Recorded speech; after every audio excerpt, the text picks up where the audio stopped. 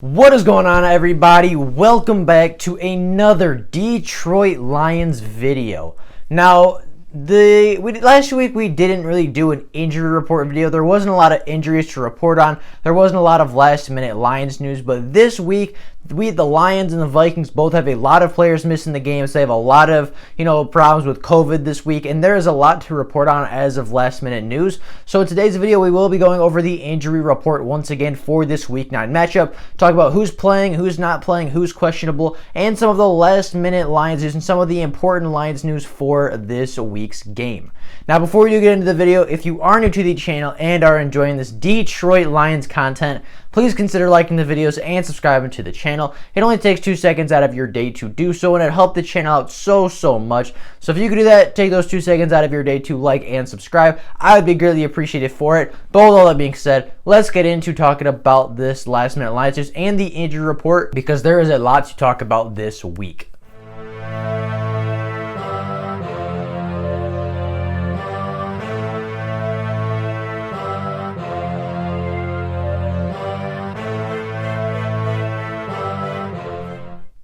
Now, starting with the injury report, the Detroit Lions have 4 players that are officially out for today's game. You have Kenny Golladay, who is missing the game with a hip injury, Jamal Agnew, who is missing the game with a rib injury, Tracy Walker, who is missing the game with a foot injury, and Joe Dahl, recently, a little bit later than the other 3, was recently downgraded to out with a back injury. He did not play Thursday or Friday, so it was kind of expected that he was not going to play.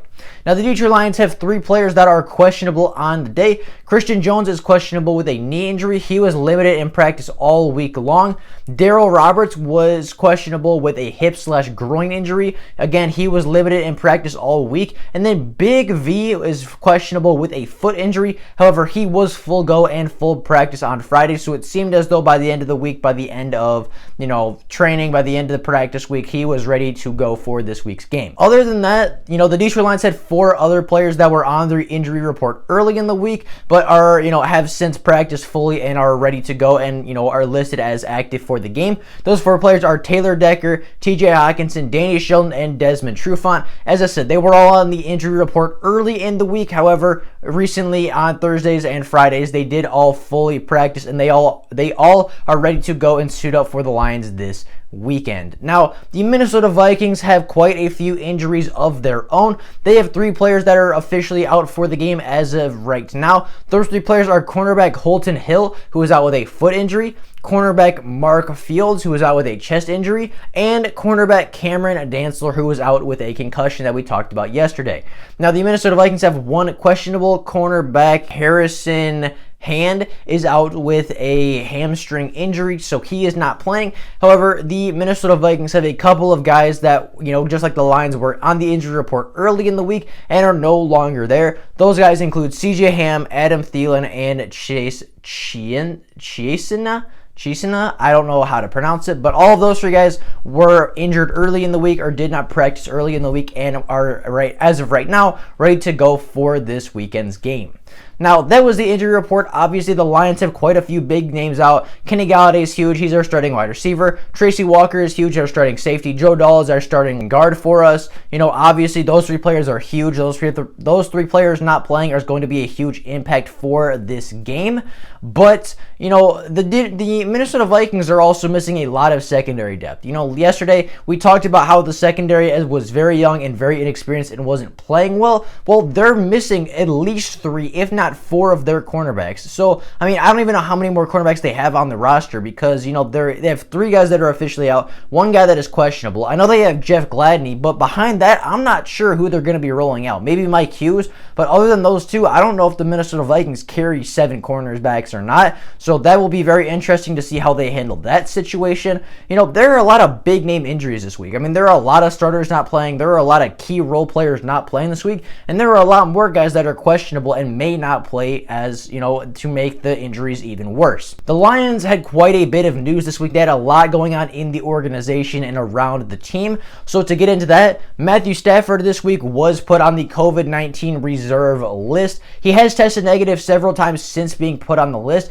And actually, as the time I recorded this just a few minutes ago, Matthew Stafford was officially activated for the Detroit Lions this weekend. So it does look very, very likely that he will actually play, which is kind of crazy. But he was put on the COVID list. He has not practiced all week. So if he does play in the game versus Minnesota, just know that he hasn't practiced all week, and he's going to have a little bit of rust likely just because he hasn't really had time to go over the game plan, hasn't really had time to physically practice the game plan like a majority of the other players. Everson Griffin is set to make his Detroit Lions debut this week. He seems very fired up, very excited to get in that Lions uniform, get on that field versus his former team, and go make a statement. There was a big news outlet, there was a big storyline that, Mike Zimmer called Everson Griffin a good player, and he took offense to that. Everson Griffin still views himself as a great player. He still views Mike Zimmer as a great head coach, and he took offense to being called just a good football player. So look for Everson Griffin to go out there with some intensity. Look for him to go out there with some, extra effort against not only his former team,